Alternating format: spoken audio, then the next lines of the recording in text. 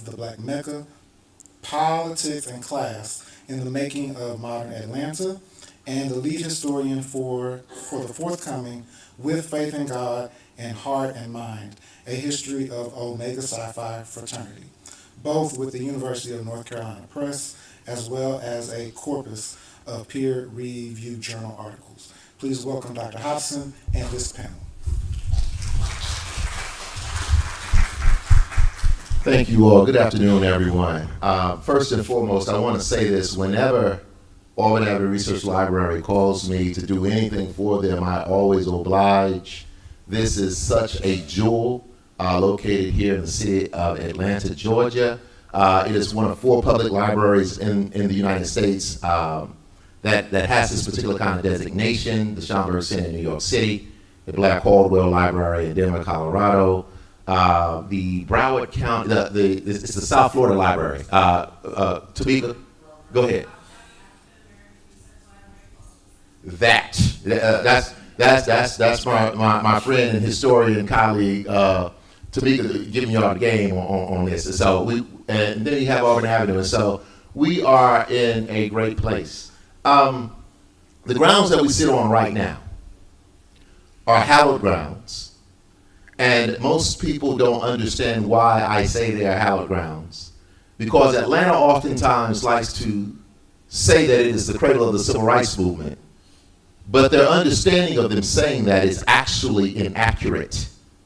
But if they did the kind of work that's necessary to understand how they could really be the cradle of the civil rights movement, it could actually be true.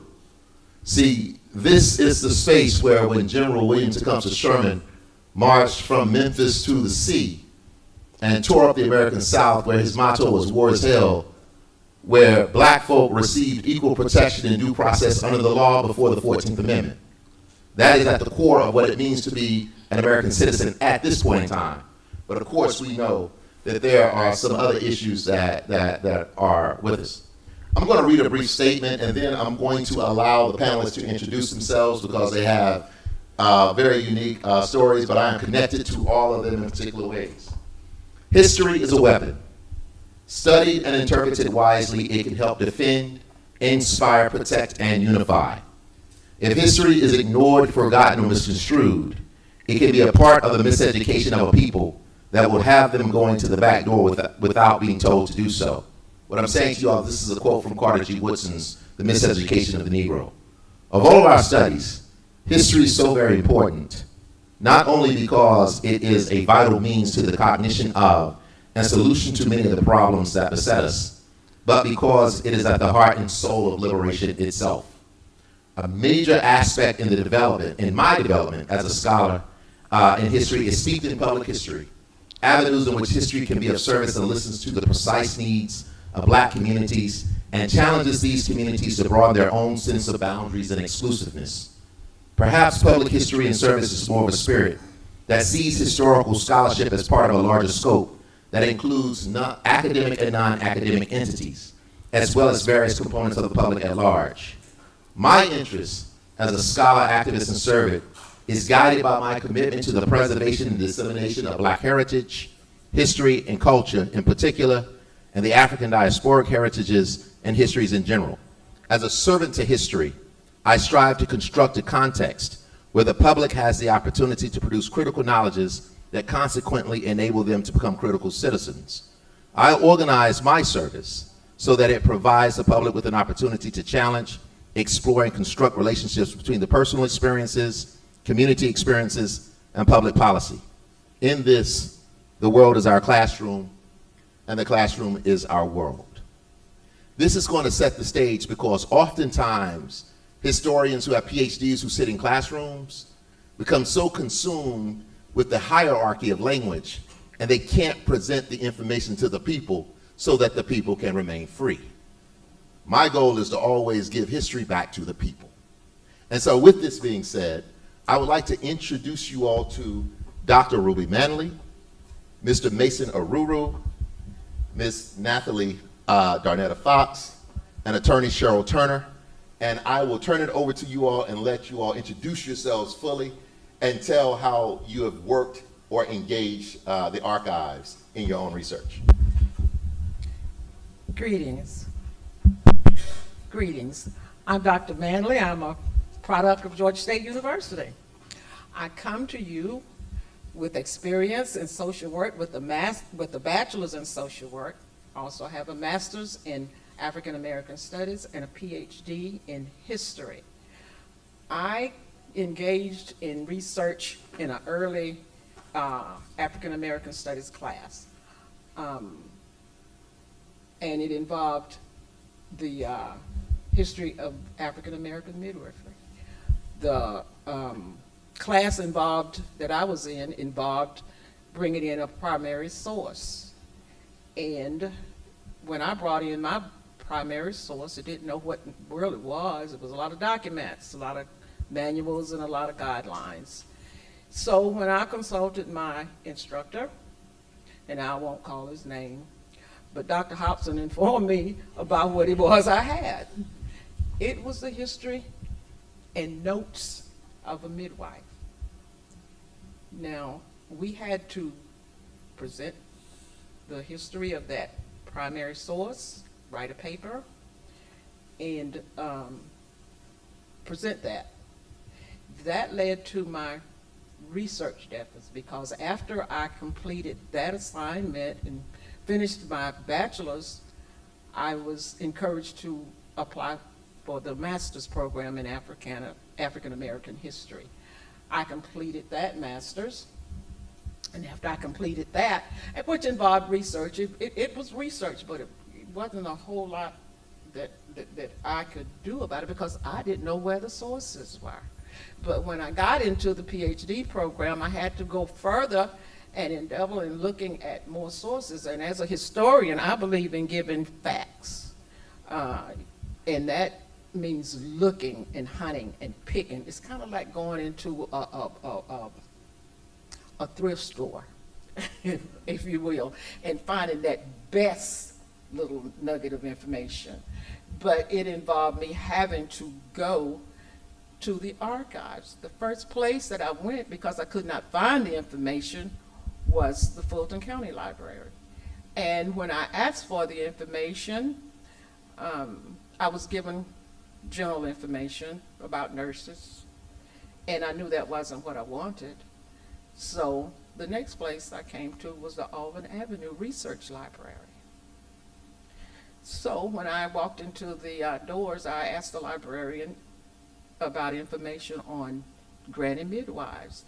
And she searched and she looked, and of course there was no information, but there was a thread of information. And let me think, I don't want to shut anybody else out being introduced, so I'm going on with the story, but is that okay? Yeah, go. All right, and all then right. we'll move on, because I'm going to ask questions and let you do the thing. Okay, but the thread that I got here at the Auburn Avenue Research Library launched me on my archival research. And I'm going to let Mr. Oruru Hello. relate to you some things that he wants to say. Good afternoon. Yeah, my name is Mason Oruru. I'm a graduate of Georgia State University. I have my BA and my MA in Africana Studies, and I'm currently a PhD student in History Department. What brought me to the archives is actually a long story. When I was in the process of writing a book, I published a book called Afrobeat Got Soul in 2021. In that process, as I was trying to really know a lot about Nigerian history in terms of the music archives and what it really means for me, I met one of the main characters of the book, Fela Anikulaku Kuti. I don't know if people know, right? Fela Anikulaku Kuti. I actually met him personally. But I was doing this research to actually get a whole lot about Nigerian the British record companies in Nigeria in the 1960s. That was really what I was looking for, and I couldn't really, although I got some of those information, but I was also looking for some historical aspect of what is going on in terms of the who owns what. And that really drove me to finding out that Universal Studios, which is a recording company and movie studios in America, owns just about 80% of Nigerian music archives and music records in the 1960s. So that just blew me away. You know, it wasn't what I was looking for, but it was what I found. I was just going through the archives, you know. So another thing, as I was writing the book, there was a lot of things that was actually coming to mind also. I started to want to look into, because there are some aspects of the origins of African American in terms of the history and actually the phrase itself. Because I knew something was driving me to say, okay, because it's actually credited to Jesse Jackson in 1986 that, okay, he came up with the phrase of African American. But to me, I felt that phrase is just too, there was just something about it that I don't think the world waited to 1986 for that to actually happen. So I actually dug down deep. The Cobb Library, Cobb County Library, I went in there. I went to Douglasville, so I tried to search for all that. So to cut a long story short, I really found out that name, that phrase actually was credited to a pastor in South Carolina in 1782. After a sermon, he actually, wrote down that this has been a sermon by an African American. So I knew then it wasn't, so the historical angle about Jesse Jackson bringing that, so, and that's where we're here today, to actually correct history and make sure we're actually bringing what is really truthful. So with that, I have more to say, but let me digress. Hi, I'm Nathalie. I have my master's from Georgia State, and I'm in Africana Studies, and I'm currently in the Ph.D. program in history at Georgia State. So ephemera is defined as the minor transient documents of everyday life. And so I think as someone who studies social history, when you're doing history from the bottom up, how else are you going to know about the people that you're studying? And so when I found myself studying other archives, the types of things that we as a community would find important, right, were also overlooked. And so it was this dual harm of people's stories not getting completely told because we couldn't even value what we had. So I had to come here to sit fully in the ephemera collections, where when I would go back to oral history and go back to my interviews, it kind of gave me a place to start where I could take information, but also use triangulation to kind of corroborate what people that I was interviewing was saying. And so now, where it might have just been this fleeting comment, I'm able to prove, like, no, this really did happen, and you did remember it, but like, this was also happening at the same time. And so I was able to kind of guide and shape interviews through what I would find here in the archives, which was extremely helpful when you're thinking about things that happened 15, 20 years ago. Someone might not remember it, and so if you ever needed a way to spark it, this was a really nice way. Good afternoon. My name is Cheryl Turner, and as Maurice said, I am not a historian, not an official degreed historian. I'm an attorney by training, but I fell down the archives rabbit hole when I was preparing to be the president of the Gate City Bar, which is the oldest African American bar association in the state. And so bar is the lawyers and the judges, organization of lawyers and judges. And so I do share the trait with historians that I'm not just going to say anything. I need the facts. I need to double check it, sometimes triple check it. And so there was a lot of information that, a lot of stories that were told, a few books. There are much better books now that are available. But I just started going down the rabbit hole. And so I've spent a lot of time at the Atlanta History Center, the Atlanta University Woodruff Library, the Emory University Library, the Auburn Avenue Research Library, really trying to connect the dots is the way that I describe it. And so for our organization, it's a volunteer organization, which means that there's no single place that all the records are kept. Like most history, it's kept in attics and basements and closets. And you got to ask the right person at the right time for the right piece of information for them to remember that they might have something somewhere. And so that is sort of the quest that I have taken on for myself. And so I have been able to, something as simple as just coming up with a short bio for each of the founders. There were 10 founders of the Gate City Bar. I was asked last year during our 75th anniversary to just come up with a bio for each one of them. The person who asked me thought that I could Google it. I had to correct her after I had spent at least a week running around town trying to verify each piece of information. And I got my last 2 pieces of information. One of them I got here, thanks to Derek. Abarita Hansen, who is a past president of the Gate City Bar. Before she got sick, she had some information here, and she actually had a funeral program from one of the founders. They gave me the information that I needed. Now, I'm also a funeral program collector, so that meant a lot to me because that's really where a lot of history is as well. And the other piece of information that I was able to obtain was from the Fulton County Office of Health, I think, in Vital Records. And so I went down there and took a wild guess about when this person passed. And the way they do it is it's $20 per search, and they'll search the year before and the year after the year that you give them. And thanks to a lot of research from the archives, we were able to get that last piece of information. So I have been bitten by the bug. I appreciate the work that you all do, and I'm looking forward to the conversation. Can you all hear me? All right, cool. So I want to tell you all a very quick, funny story about archives or the silence of archives. So several years ago, I wrote this book. And for some folks, they didn't want to read the history of this book. And for me, it was just kind of like, well, facts are facts. I mean, when you go into an archive and you see all this stuff. And so my training is I'm a historian trained in political science, sociology, and economics methodology. I don't fit into a normal history department because I'm interdisciplinary. And so in order to kind of write this book on Atlanta, I had to kind of demonstrate to these folks that I'm just not coming up with all this stuff. Well, this book won this award, and I am a middle child of 6 children. My sister and I are middle children. And I've always kind of grown up feeling that my parents really weren't paying attention to what was going on with me because I had an older sibling who had things going on, and I always had a younger sibling that had things going on. So I called my mother and I say, Ma, I want you to come to this award ceremony because I won this award.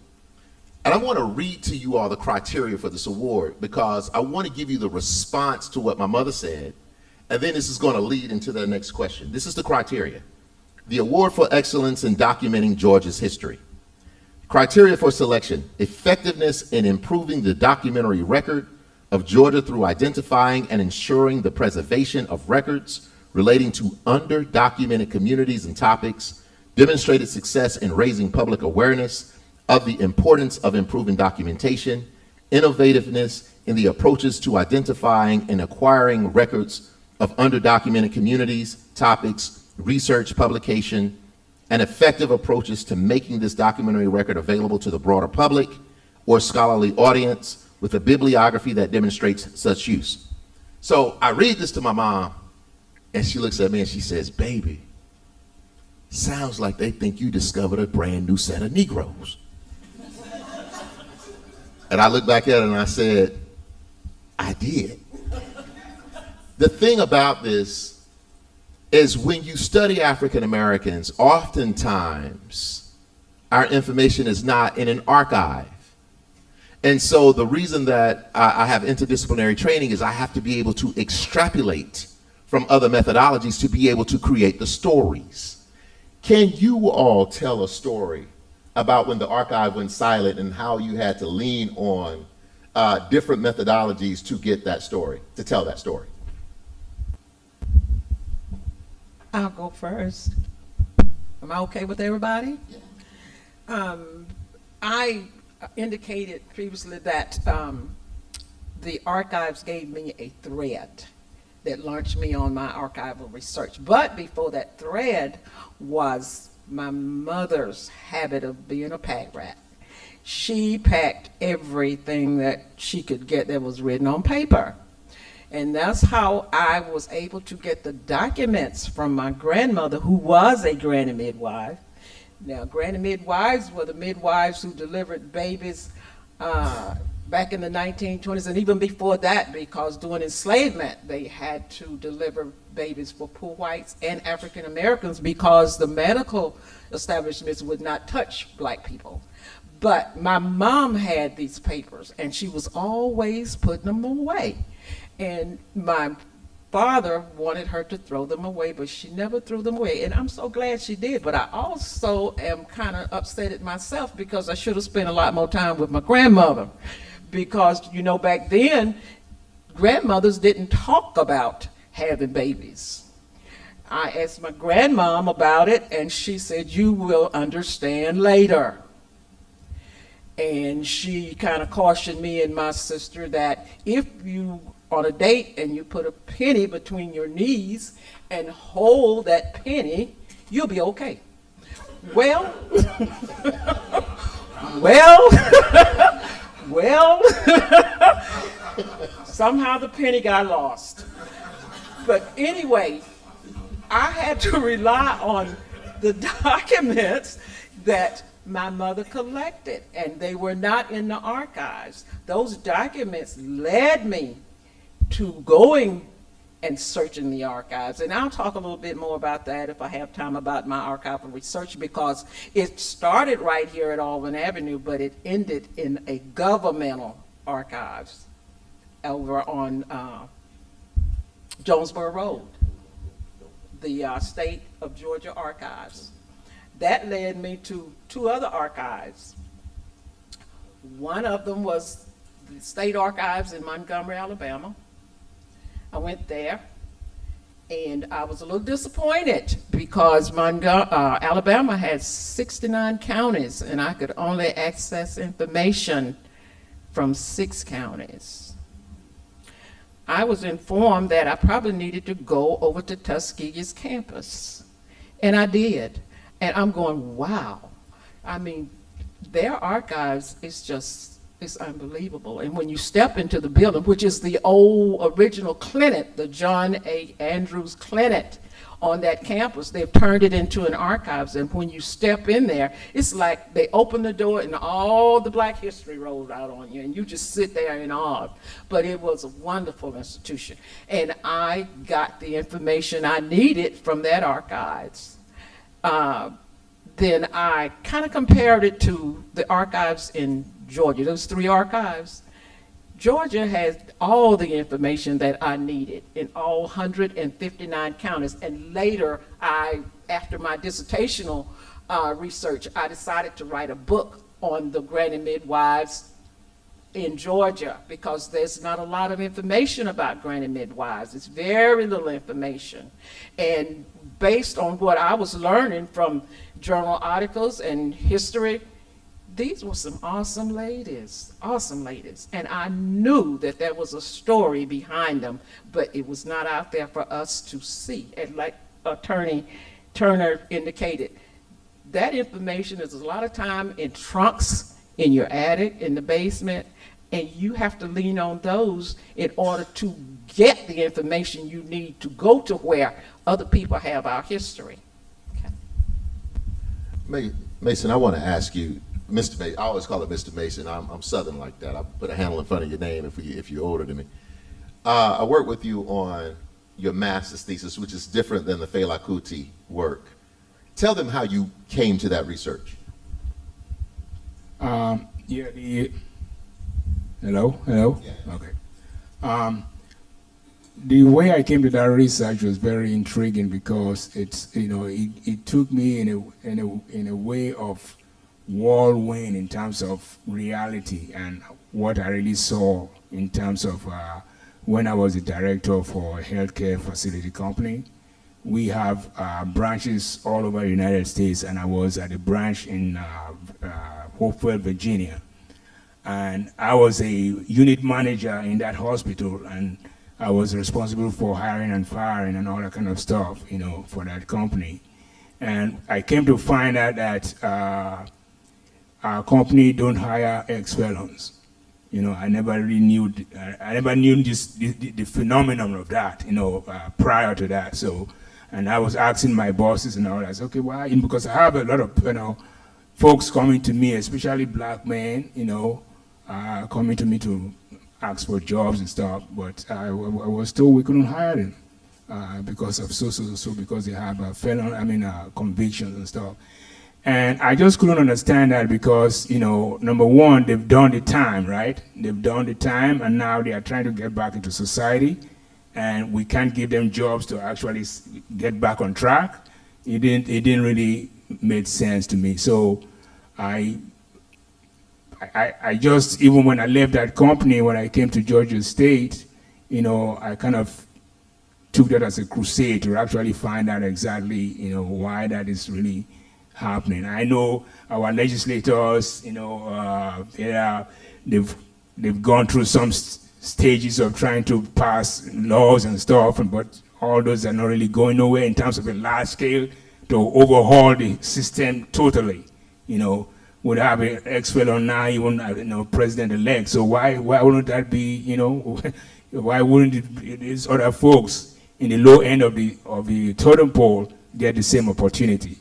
So I came to get that research done. Decided to look into that research, and Dr. Hobson were going through a lot of formations of how to actually title my research. And when we came to an understanding, we titled it. Dr. Hobson, you remember the title? 3 strikes and 2 strikes, you are out. So when you know the history of the 2 strikes and 3 strikes, those are legislations that were passed in 1994, actually by this president, current president, Joe Biden.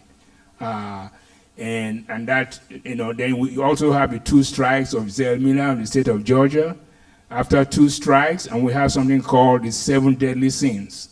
The 7 deadly sins are rape, murder, conviction, and all those. Once you commit those, you can't get parole, and you can't be able to even get a job in the United States. So I did a research in that, and we got into the archives, a lot of things that Dr. Hobson helped me with.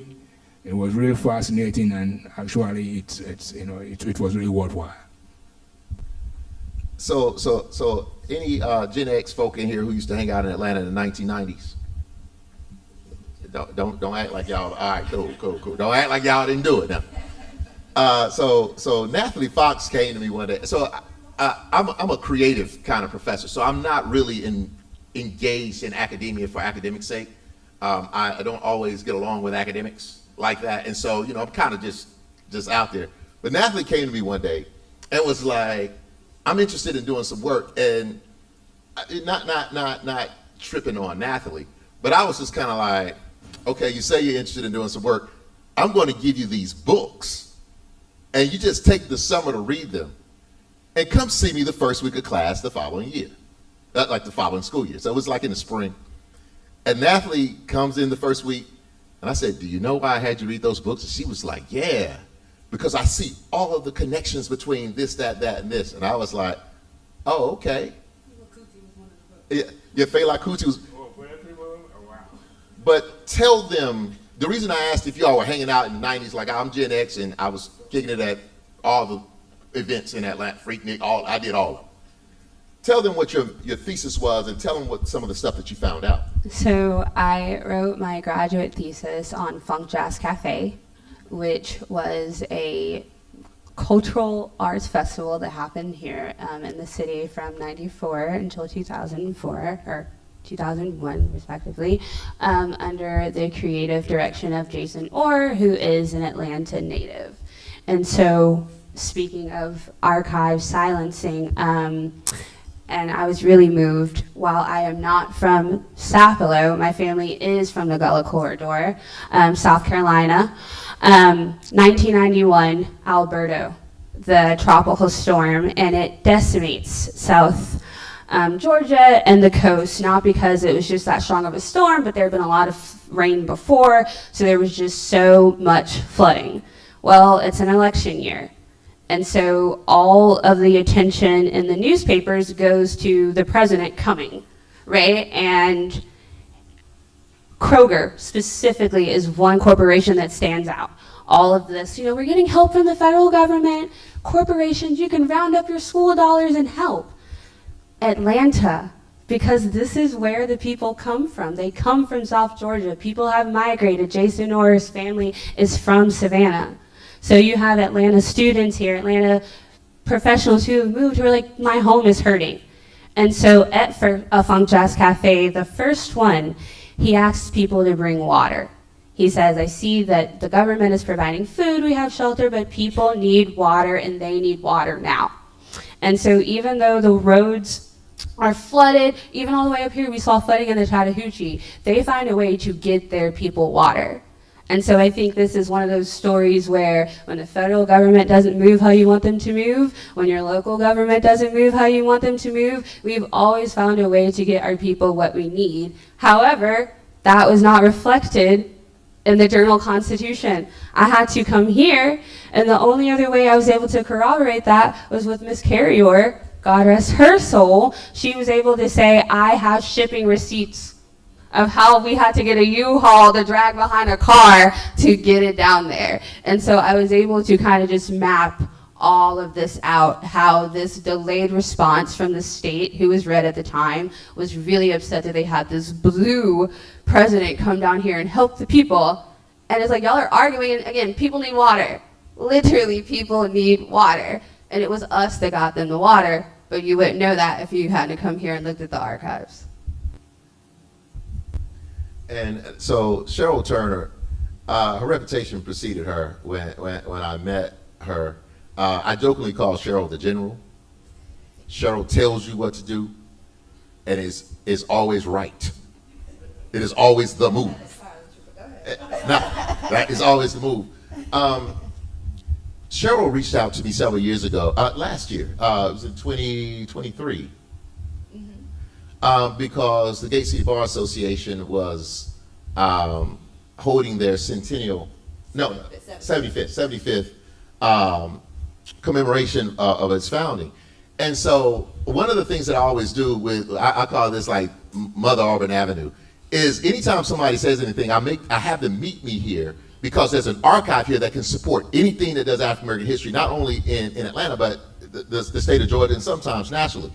And so we started talking, and Cheryl was already on top of everything. And I was like, well, you should go into the Auburn Avenue Research Library archives because they have the Gate City papers. Cheryl then realizes that you can come in here and you see all kind of stuff. I mean, the black newspapers and all kind of different things. But we did a tour of Sweet Auburn. And we looked at, General A.T. Walden's office space, the Butler Street YMCA, and all these different things. And the thing that Cheryl was able to do, and Cheryl has some questions for some people who are going to be on the panel later on, was able to really plot conversations and teach me some things. See, there's always an exchange of knowledge.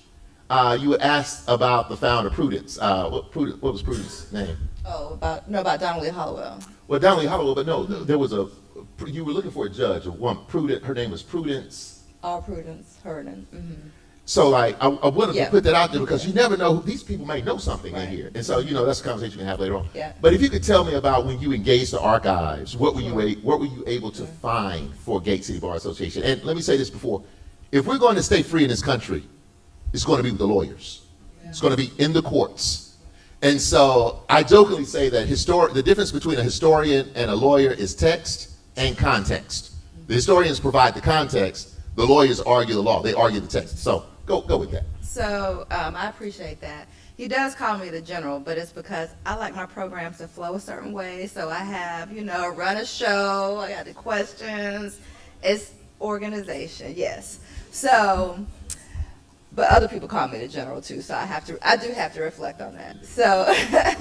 So, as I said before, I've kind of bounced from archives around the city looking for the rest of the story, if you will. And so when I started at the Atlanta History Center, I was really taken with A.T. Walden's papers. They called him Colonel Walden because they would not address black attorneys as Mr. in the 1940s. So a lot of them were known as Colonel. I found out recently that Justice Benham, so he was the first black man appointed to the Georgia Supreme Court. He was at our annual gala last weekend, and he said that he was referred to as Colonel.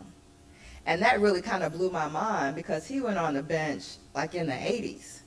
So the idea that even in the 80s, which is, we have to reflect on how close and far that is from right now, they were still using the term Colonel.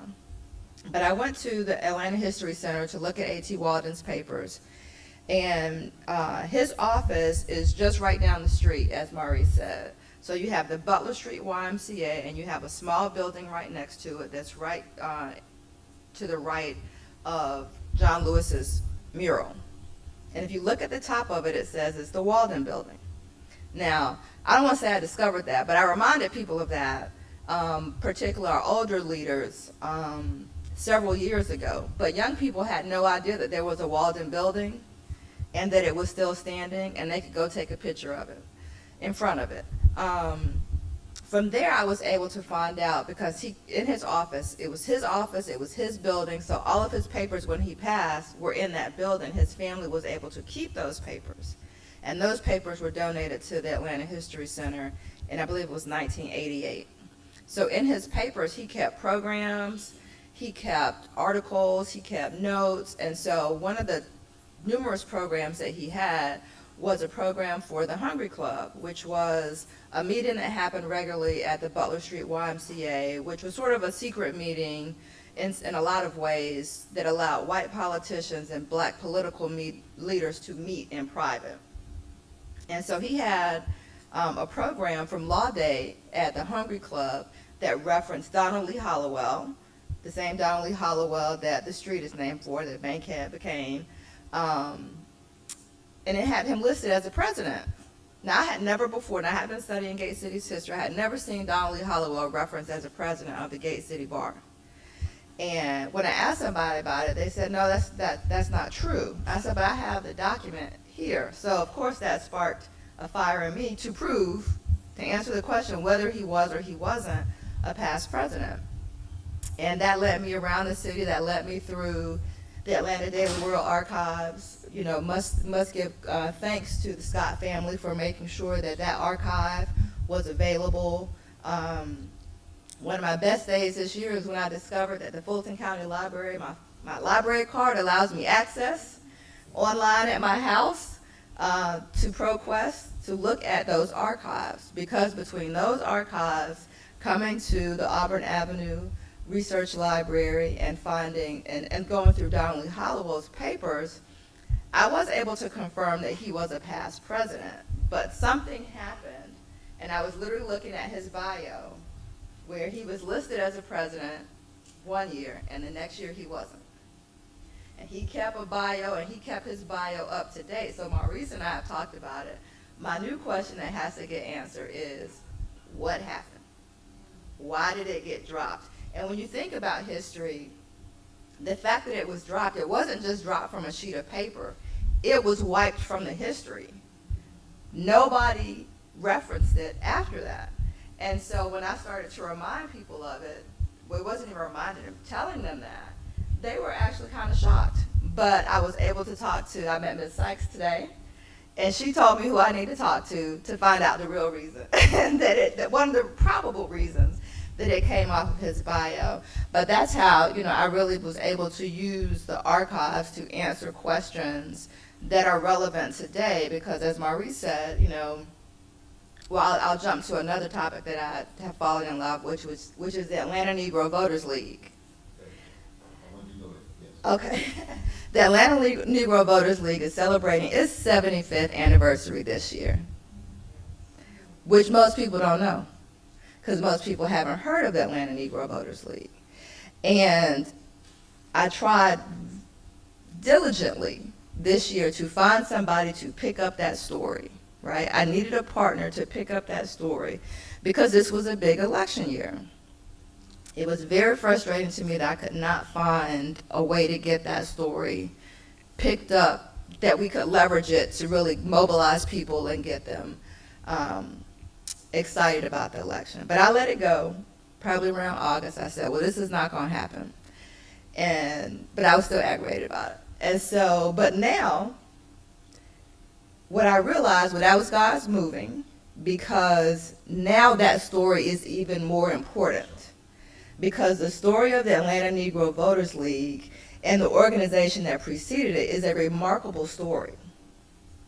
If we are to rebuild or to continue the fight, we've got to understand that story, because that was done 75 years ago, and that was done through straight organizing, litigation. And until we really understand that it's been done before, we can do it again, we're not going to be able to capture the momentum and the spirit that we need in order to do what has to be done now.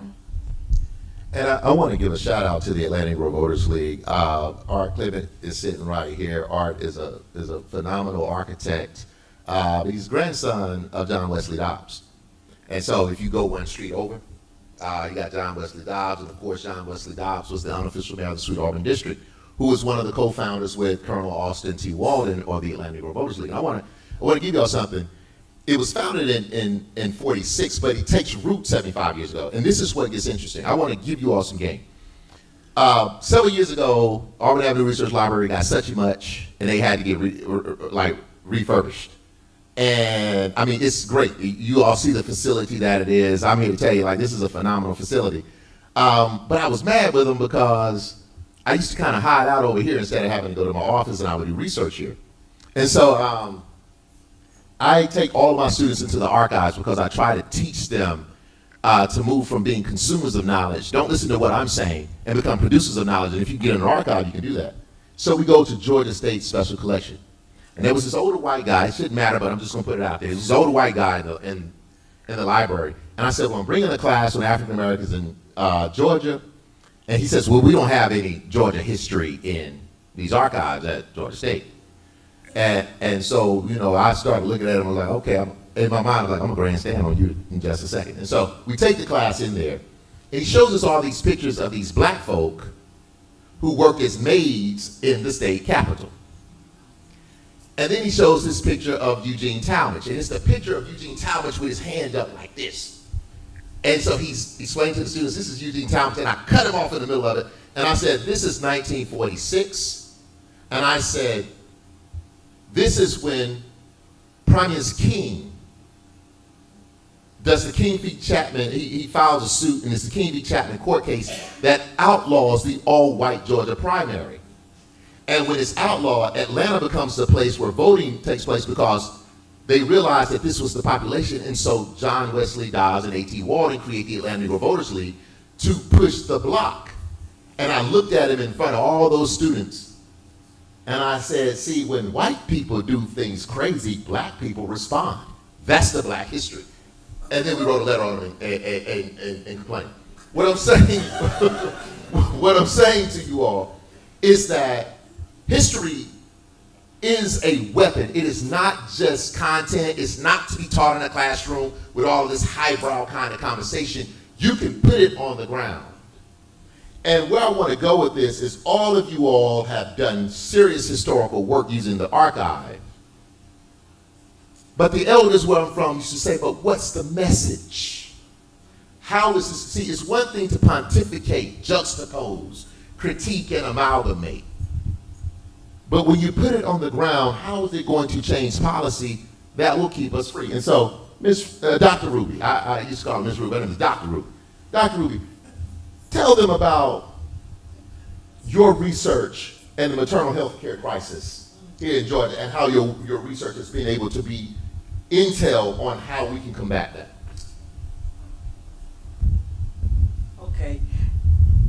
Okay, Dr. Ruby. At Georgia State, they called me Miss Ruby. I was in the GSU 62 class, and that means the older people. So I got the name Miss Ruby, so everybody respected me as Miss Ruby. And Dr. Hobson called me Miss Ruby, but when I got my Ph.D. degree, he still called me Miss Ruby, but I'm Dr. Manley now.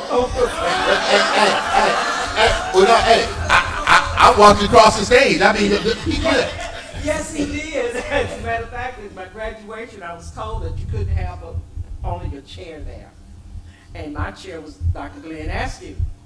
And I didn't see Dr. Askew when I came in and put on my regalia, but I saw Dr. Hobson, and he kept standing there, and I'm wondering, why does he keep standing here? Because he wasn't moving. He was over there with everybody else. Dr. Hobson walked up on the stage with me, and We had worked it out, though. The university and I worked it out. Anyway, he was there. He was my mentor. He still is my mentor. When I began to research the Granny Midwives, Georgia was in a crisis. It was the #1 state with the highest maternal mortality rate among African American women. Now, I looked at this research and I started looking at the other states and start comparing what was going on. Alabama had never been on that top 20 worst list with maternal health care with respect to African American women. And in my dissertation, I compared those rates. I didn't find what was going on in Alabama because evidently when the last midwife retired in Alabama, they took their documents or records and just maybe dumped them. But Georgia kept theirs. You know, Georgia had documents on all of the 159 counties. But I found out even by looking at Georgia and comparing the maternal mortality rate with Alabama, Alabama was really not reporting it. It's kind of like that senator in I want to say New Orleans that said that if we didn't count the black death rates, our maternity rate would be okay. But Alabama was not reporting that. Georgia was the one. So with my research, I was able to look at other states where the maternal mortality rate was high, but they were not paying attention to it. So once they start looking at Georgia's mortality rate, then states like New York, they start looking at their mortality rate. Then you got states like Kentucky, states like Texas, states like Louisiana, states like Virginia. They were really not reported. So you had politicians who were black women who were going and talking about this rate. And with that research, I was able to put out there that all states were not reporting mortality rates. These were black women, and we weren't important. They weren't looking at the rates. They didn't look at whether we lived or died. But that work kind of put that in the air. So other states start looking at it. Now, Texas has the highest mortality rate among African American women. But don't fool yourself. Georgia's still out there. It's just not being reported. We had COVID. We had everything else that came up, and that rate got pushed to the back burner. But Georgia is still high in the maternal rates among African American women. So the research is vital, and I plan to look at the politics in Georgia that kept Georgia in that rating for almost 10 years. Georgia was, nobody else was rated with Georgia, but they were looking at Georgia. And with Georgia, if you look at Georgia and Atlanta for everything else, look at what they need to do with the maternal mortality rate. It's still there. So research has still got to be completed, even in these other states. Mr. Oruru, your recent research on the two strikes rule with Zell Miller. Can you talk to us about criminal reform in the state of Georgia, how we can use that research to really make this nation be more inclusive? I mean, one of the things, Governor Nathan Deal actually had a plan to allow for formerly convicted citizens to be able to vote again, certain folks. Can you tell us how we can benefit from criminal reform in terms of the state of Georgia? Thank you.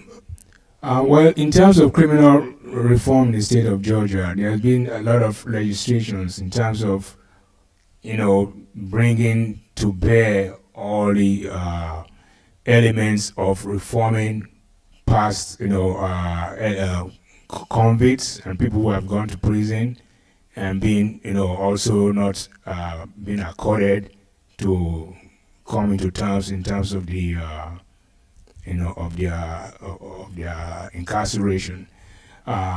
Governor Neil, and also recently with all these other legislation that have been passed, but it's not really moving forward. I think what the politicians are doing is a lot of lip service that is not really going to concrete measures to actually, turn the needle, so to speak. There's there's a particular legislation that was being in the works now, but I can't really remember. I think that's going to be part of the archives to try to go back and really look, because I don't really understand. I can't really remember it right now. But when we look at all these things, to me, I just feel that there's not really a commitment to actually do changes. And we as historians, we are really need to really keep pushing, and it is left for us to actually pinpoint all these discrepancies that is going on, and also all this lack of effort. And if we don't do that, then it's not going to get changed. That's what I think. Ms. Fox, Atlanta, Georgia has become the top producer in African American expressive culture in the world. And you all watch these movies on these theaters and at your houses on these large TVs that you all have.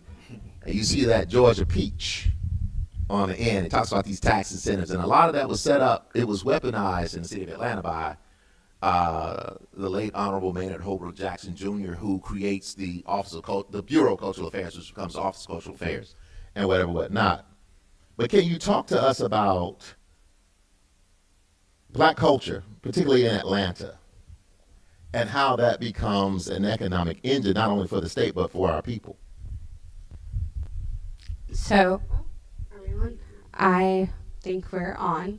So I think it is really interesting that as after World War II, this idea of air-mindedness comes into Atlanta as to where the city is going to go, and we are purposely left out of that. We are not available, or the jobs are not made available to us, yet we are still coming. And so I think there is this long historic tradition, Tara Hunter talks about it, of when we come to Atlanta, we understand that we're coming into communities, and the way you build community is to have events, to start churches, to start schools, which Atlanta has. And so I think festival culture becomes a way to examine all of these things where we see a lot of these contentions of class, gender get played out in this Black culture spaces that becomes the festivals, like the Atlanta Jazz Festival, like Funk Jazz Cafe, the West End Festival, which is, right, this declaration of neighborhood. And so I think as we form, it not only starts to pick up traction here, but when people come, they hear about it and they take it back with them. And so I think this is how we influence things and how we move about the world, and that's kind of been our print on culture, how we are able to take people here, have them move to the city, and create something that's totally new that hasn't been done before. So you just gonna leave out Freaknik and So see, I'm messing with it. I will say this about that, in the 80s and 90s, I mean, there was this movement, particularly in Atlanta, and Freaknik is one of those organic movements. If you've seen the Hulu documentary, it was cool to be able to kind of talk both sides of that in terms of that documentary. But also, the interesting thing about funk jazz was this, is Maynard Jackson used to always say, Atlanta's got talent. And the thing about funk jazz is that Jason Orr had a band that could pretty much cover any song. And so you never knew who the artists were going to be at the event. And so Jill Scott would show up, and the artist could just kind of move the music towards her, and it would be lines wrapped around the corners in terms of where things were. And also, what's the name? Jack the Rapper. Like, there are all of these kind of conferences and cultures that took place here. Now, I left the person with the biggest stick on the end to kind of talk about one of the things that Attorney Turner and I discuss often. Is like, how can we put this history on the ground to keep the city from being, we want the city to progress, but we don't have to demonize, disenfranchise, displace, and disconnect communities. You're talking about a conversation of gentrification, or what I will call in my own research the Olympification of cities. That's based on several different theoretical frameworks. Cheryl, can you talk about some of the work that you've been able to see through using the archive, but also your legal training and background? So I guess I'll approach that. I used to live in Summerhill, which if you're from Atlanta, you know Summerhill used to be the hood. Now you know it's one of the hottest neighborhoods in the city. My mother worked in Summerhill when she was pregnant with me through Model Cities program. I worked in Summerhill when I graduated from from college with the AmeriCorps program at Ralph McGill Elementary School, which no longer exists. And then I lived in a neighborhood for 20-something years, almost 25 years, during which time, initially they had a program back when we moved in, like around 2000, 99, 2000, where basically they were paying people to move to Summerhill.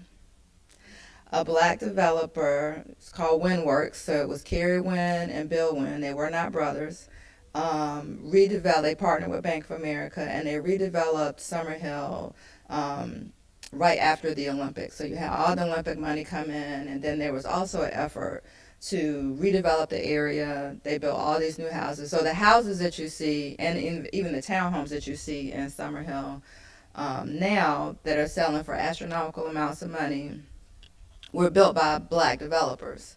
And at the time, we were given a vision for Summerhill that never developed until the last 5 years. So we didn't have a grocery store, we didn't have the stores, it didn't look like Virginia Highlands for a really long time.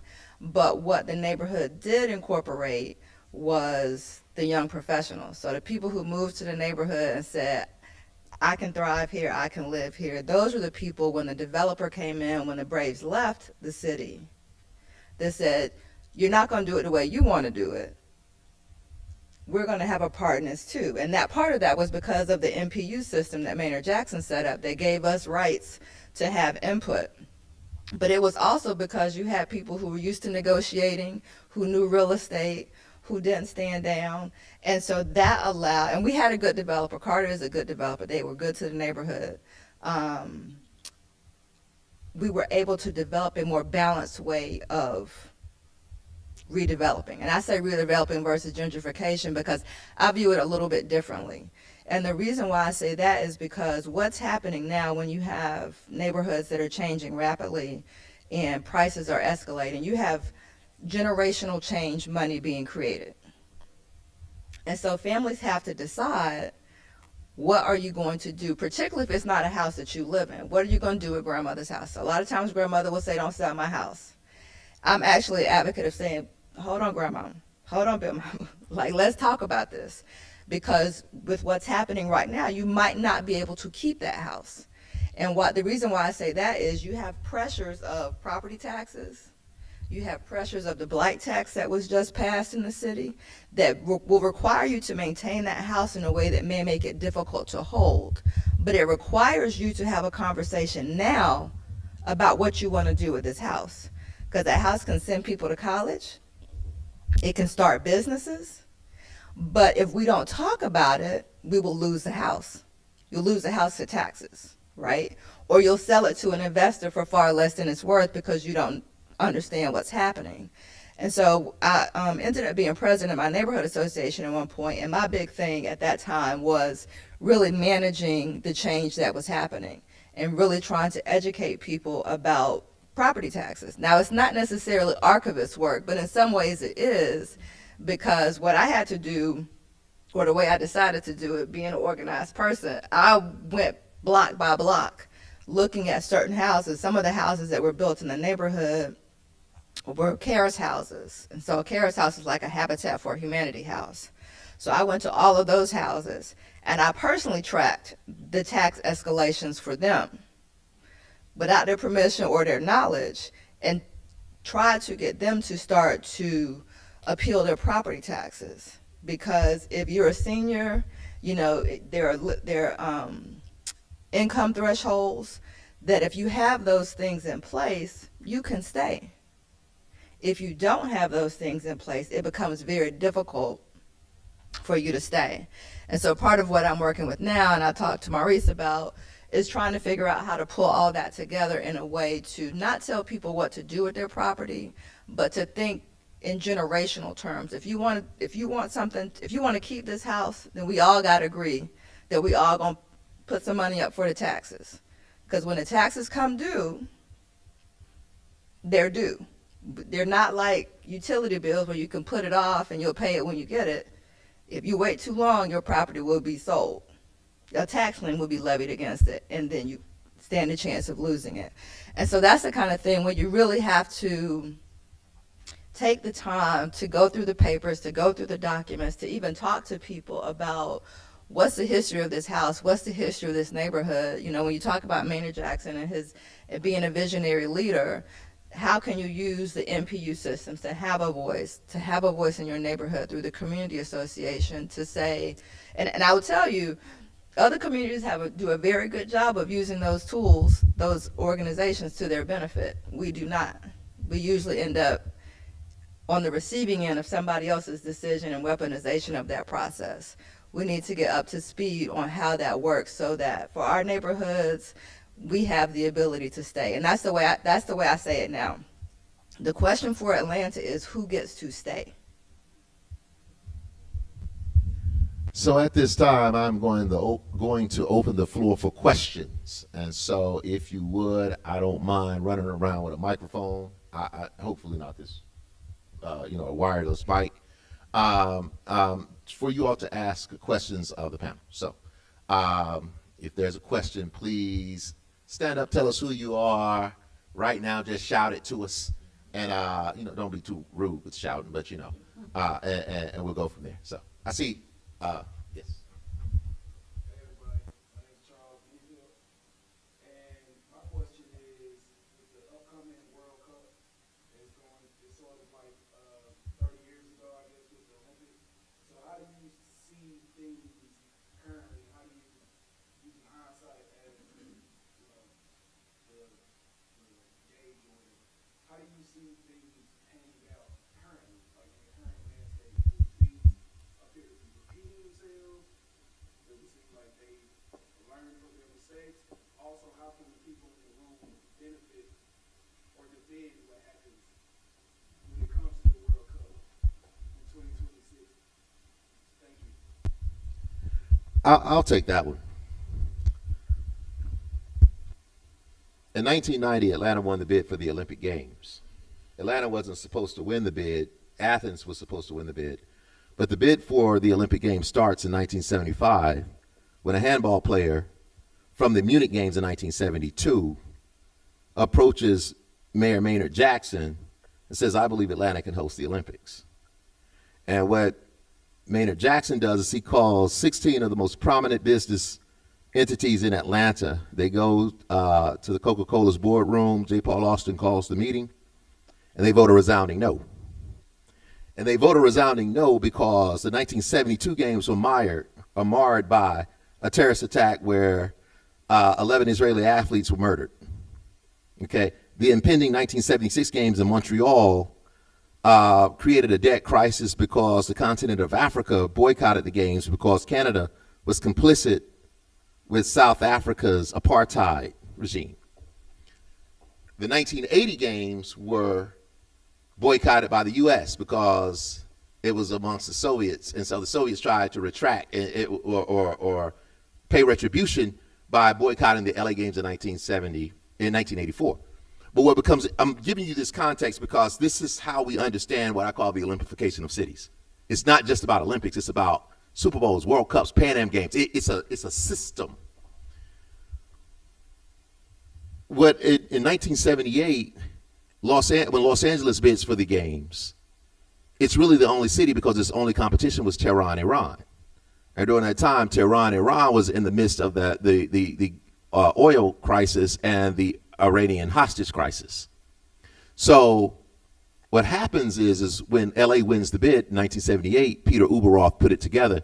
They privatized the Olympics to get the city ready for for world consumption.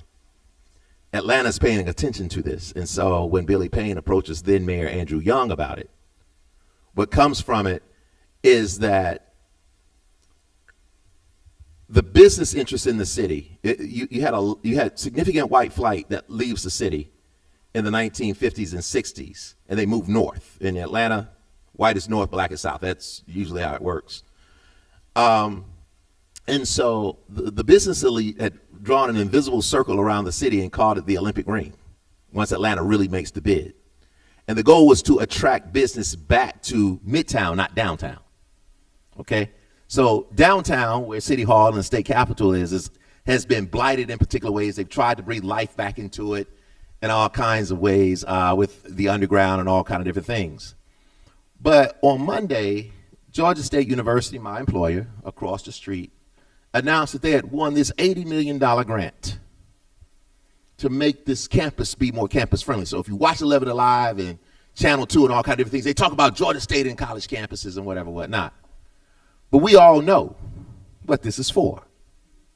Because when Atlanta wins the bid for the Olympic Games, we see what I call the Olympification. What it is it's urban renewal, gentrification, neoliberalism, urban regime theory, political economy, and racial uplift theory. And racial uplift theory is a problematic kind of thing to where we begin to see the assault that takes place on people are no-income, low-income black people who are moved to parts of Clayton County, parts of DeKalb County, or moved out of the state altogether. And so you got to think about some different things. Georgia State is breathing life back into downtown, but you all have heard about this whole development of the Gulch. $5 billion piece of land that had been blighted for all these years and all the developments that are taking place and whatnot. And so the thing about it, and I must say this, see, this is where understanding the archive becomes real. Black folk who've been able to be in Atlanta should have seen this coming. They should have prepared. It's not always a threat. Sometimes in order to understand the threat, you have to address the threat and see it before it comes and fight against it. And so they're not going to militarize the police anymore with the Red Dogs, but they're going to make this be a particular place to where you have to belong, okay? And that is going to really embody aspects of what Cheryl was saying, is that we got to have lawyers in the courtrooms, we got to have legislators who are willing to push. We are in a situation right now to where we're going to have to weaponize states' rights to protect us from where things are going at the federal level. So we have to be politically performative and active. So that's what we got to organize. I say all that to say that. And I don't know if you all have seen it, but they've started murals on MARTA stations for the World Cup. And right now at the station Indian Creek in Clarkston, which is the closest one to Clarkston, part of the actual parking area has been turned into now this like concrete soccer, makeshift soccer little stadium thing. And as someone who worked in DeKalb, who had children who were just begging, right, for a place to play soccer, they were like, this is what we're used to, this is our sport, this is what we want. And the best you can do is like the parking lot at a train station. So I think this even has something to do with when we talk about immigration and who belongs and who is Atlanta and what is blackness in Atlanta. The blackness in Atlanta is very different. It consumes a lot of different communities, right? And so I immediately think about Clarkston and how there's been all this energy to like make sure we know that we do have soccer here, right? With ignoring the people who they're actually trying to like win it. And I'll just add one thing that Maurice said, and this goes back to, I think the word you used was defend, and I think that is the right word. It's a defense of your position in the city, because it will require you, if you want to stay, to move differently than you have in the past. So there's a housing activist in the city that I used to follow pretty closely, and I trusted, kind of his perspective on things at the time. And so when the Gulch was announced, I was very leery of the Gulch. I it was a lot of money going back and forth, a lot of talking, but I was like, I get it, but I don't get it. Like, where's the catch? And so when they were doing the negotiation and it passed, I asked him, this is on Facebook in the middle of the night, because I'm a night owl. I asked him, I said, what should I be thinking if I live in Summerhill? Because I don't understand why y'all approved this. And what he said was they approved it to get the money to help address affordable housing and homelessness. Where are we? I also asked him when I said, what should I be thinking about if I live in Summerhill? He said, it's likely that you're going to get priced out. That's what he told. I mean, that's the whole way. As you can tell, I go down rabbit holes.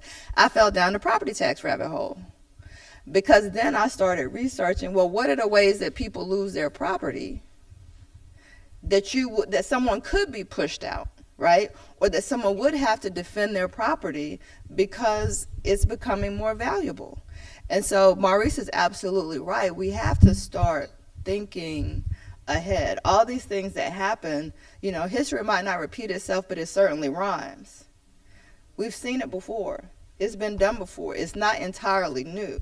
So the question is, going back to the Atlanta Negro Voters League, how do you organize in a way from a community perspective that says, we intend to stay here and we intend to use the systems that are in place to make sure that we have a place to stay. Right now there's a big vote, I don't know if it's today or tomorrow, that's going to be happening in the West End, because they're trying to put a data center in the West End that the neighborhood doesn't want. Now, that's not, I had to give up following neighborhoods that were not my neighborhood, because it's a little bit too much, and I will stay up all night doing it. But that's the kind of thing, that neighborhood is a very organized neighborhood, and they will be able to respond to that. But we need to build up the strength of other neighborhoods so that they are able to continue to maintain their space in the way that they're doing right now. I see. These conversations, particularly about Black people and their travels and connections, it's really important that we also find out what's happening. I sit on the Dallas Task Force for the Human Rights Program for the World Cup, because Dallas is also holding World Cup. Sure. And so every city has to have a human rights platform for the World Cup to come in. So they also have to do some important things. So thank you. You're talking about Maynard Jackson. He's born in Dallas, Texas. Comes to Atlanta at the age of 8. I think about these connections between Black folks. Think about Jacob Carruthers. I graduated from Jacob Carruthers Center for Inner City Studies in Chicago, where I'm from. He's born in Dallas, Texas, right? But again, establishes the Association for the Study of Classical African Civilizations in Chicago. The connection between these Black folks, are you all seeing some interesting connections in the archives as y'all do this work? I know Dr. Ruby, you talked about the different states and maternal mortality. Are you seeing some things when you talk about, what they call in Texas baby catchers? I'm really interested because in the past, if you look at the archive, there's so many different connections between Black people's travels in states. So I'm interested in what y'all seeing in between the connections. Well, let me say this. So Maynard Jackson would say he was a 5th generation Georgian. He was born there, but he was Georgia blooded. But I'm messing with you on that. Yeah. Right. Well, like his folks are here now. Don't y'all get into a fight out there. But the theory that I created in my first book, The Legend of the Black Mecca, the Olympification of cities, has been used in 32 Olympic cities around the world. And I'll talk to my students about, you have to create theories that will live in these different places. I mean, and the thing about it is how cities are franchised for world consumption, who are the winners and losers. In a U.S. context or a United Kingdom context, it's race. It's who are considered to be minorities. When you go to Asia, when you talk about London, you talk about Sydney and Melbourne, Australia, you talk about the U.S., you're talking about race. When you go to Asia, Nagano, Tokyo, Kyoto, Seoul, Beijing, it's a concept in Asian culture called hukao. So here, most of the Chinese nationalists that come here are of two particular ethnicities in China. They don't let all the Chinese people be seen. So they send two people. When you go into like Mexico City and Rio de Janeiro, it begins to be a different kind of caste system. And so we've been able to see these relationships with all of the cities, even the ones in the US. And so I've done the work with Atlanta, Dallas. I didn't go to Canada yet. I think Vancouver or somewhere is hosting something as well. And so we see these same trends, and you see the same trends, particularly with Rio de Janeiro and race, because race plays a big thing. Race and sex have a big influence in Rio de Janeiro, just like it did in Atlanta. So yeah, there are all of these connections, and I'm going to use what Cheryl said. History may not repeat itself. There's a conversation amongst historians that either history repeats itself or people repeat history, but I like that it may not repeat itself, but it rhymes. And so yeah. Somebody else said that, though. I can't remember who it is. I won't take credit for it. Actually, I think that's how our first conversation started. I lived in England for undergrad, and the city I lived in is Newcastle, and it's a sister city to Atlanta. And it has a really long civil rights history. Frederick Douglass, when he was fleeing, he fled to Newcastle. Muhammad Ali, his first fight was in Newcastle after he got kicked off the American circuit. Dr. King has an honorary doctorate from Newcastle University. So I came back and I was just like really fired up. And I was like, I want to work with England somehow. And so when I was studying Funk Jazz Cafe, as Dr. Hobson mentioned earlier, there was never a set list. It could literally just be anyone. So not only did it become important for the local scene when it grew in its heyday internationally for Black artists and not just musicians. So while you have the acid jazz movement happening across the pond, you have people like Omar Lafouque, Karen Wheeler, who come here and they're kind of on the neo soul, like this idea of people are pushed out and understood by their industry. We are simpatico in that sense, and so they come here, but also to this diasporic calling from the Western Hemisphere, where so many different martial arts like Kalenda and Capoeira, which have these very West African origins that are practiced in other parts of the diaspora, we share those here. And so again, like even back to the question with the Olympics, this idea of we have so many Black, different types of Black communities here in Atlanta, how do we bring them all together? And so I think Funk Jazz Cafe was a way to not only connect people to other regions like in America, but just also what does it mean to be Black and have a diasporic understanding? In terms of the mortality, there is conversation among states. There's conversations among organizations, direct entry midwife organizations. That's how a lot of the states or this gotten into the news about the mortality rate in other states. Georgia was the forerunner with the highest rate, but these conversations with these organizations, and these are African American midwife organizations, and they are putting the word out there, and they are bringing attention to the maternal mortality rate. So these organizations are still here in Georgia. They're still trying to get access to being a direct entry midwife, rather than going through the medical requirements of being a nurse midwife. Right now, the traditional or lay midwives, they are not allowed to practice in Georgia. They will, it's a penalty. You can go to prison for that. And of course we have some underground ones, but there is conversations, and these organizations who are headed by Black midwives who care about us, Black females, they are talking and they are having conversations. So hopefully these laws that federal government are passing, they will have, well, it's not a lot that they can do, but it will have conversation with states in terms of what we need to do, what the states need to do in terms of this mortality rate, because it is a crisis. It's still a crisis. That's why I don't understand why it wasn't considered like COVID, because Black women are dying. But there is conversations, and these organizations for African American midwives, they are growing. So hopefully we can get something done about the maternal mortality rate. I think this is only the last question. I want to give a shout out to my sister, Dr. Tamika. Let me make sure I say these doctors to these folks. Dr. Tamika Bradley Hobbs. If you're down in South Florida and trying to learn about black people, y'all need to go see her in Broward County. But please give us your question.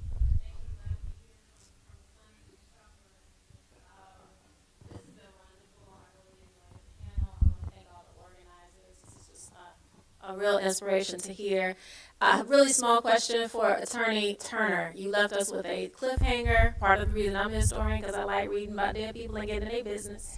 So the mystery president that you found for the Gate City Bar Association, what was the reason that you think that? I actually don't have the answer. I think it was probably personality conflict. That's what Maurice suggested and somebody else suggested, but I haven't gotten that verified through any other sources. So part of it is going to the people that I'm going to next are people who personally would have known him and would have gotten that story from him. And if they don't know, then I'm assuming that it's just lost to history. But I'm going to reference him as past president of the Gate City Bar going forward. And I want to say, because that's the smoking gun. You got the smoking gun. But this is going to be a session right after this one, right in African American history. Maurice Daniels is going to be on it. Maurice Daniels has written significant books on Donnelly Hollowell, Horace, Judge Ward. And so I got Cheryl hooked up with some people. I mean, the thing about history is you got to be able to know people and engage people to get information. And that's one of the areas in which I enjoy. We may have time for one more question, and I saw someone. Well, I saw the person in yellow back here. I saw them, but we have one more question, and we can have some conversations out in the lobby. But it's a time issue.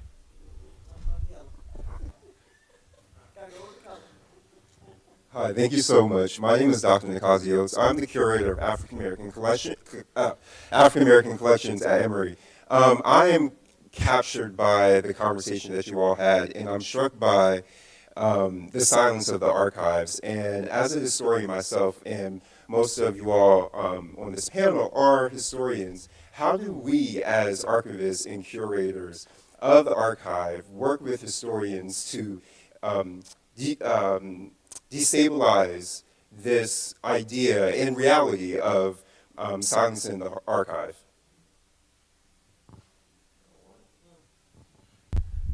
I instructed all of these folks to meet Janice White Sykes Rogers. Is Janice, Miss Sykes still here?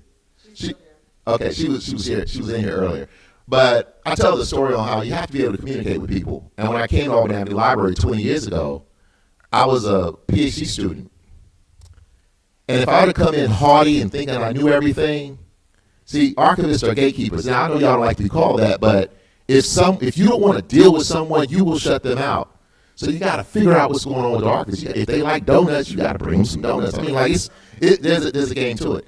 And congratulations on your recent appointment. I saw that online, but I want to say something about that. We have to ensure that our archives are open to all people. And it's an interesting thing when you go. This has nothing to do with Emory or Auburn Avenue or anything, but it's an interesting thing when you go into an archive, and they're looking at you like, "Well, what are you doing here?" And then they see your business card and they see doctor, and then things become different, but you've already done the damage. And so the thing about it is that historians have to get their behinds off their shoulders and understand that you got to tell these people what it is that you're looking for, and hopefully that you get it, and hopefully the archivists will get themselves together. So. And I would just add to that, because I've been in Emory Rose Library looking at some archives, and one of the things that I recommitted myself to pushing on. Judge Thelma Wyatt Moore passed recently, and they had her funeral service, and she was a wonderful judge here in the city, and I work with her a lot. And so one of the things that I'm pushing with people is to encourage people to see their collections, their pack rack tendencies as archives. A lot of the connective tissue sits in closets and attics and basements, and you really do not understand what you have. And oftentimes we'll want to say, oh, I got to package it up and I got to get it right. No, you don't. So I would say to you, how can you create that connective tissue to make spaces, as Maurice said, welcoming, but to bring people in who have things, who have stuff, in a way that makes it easy for them to give that part of history back to places that can keep it. Because the other trick is, if you don't preserve it, it deteriorates and then it has no value. So we actually have to be thinking about that now, particularly with the assault against any kind of history other than Western history, to making sure that those documents actually survive and that history is maintained. Well, ladies and gentlemen, and all in between, our time is up, and so let's give a round of applause to Dr. Ruby Manley, Mr. Mason Oruru, Miss Nathalie Fox, and attorney Cheryl Turner. So please stick around and hang out with us. Thank you. And we're going to be starting next in a few more minutes, around 5 o'clock, with our Black researchers' perspectives on researching and writing while Black. Again, we want to thank our panelists and Dr. Hobson for moderating. We're going to head on outside to have these conversations so that we can get ready and start the recording for the next session.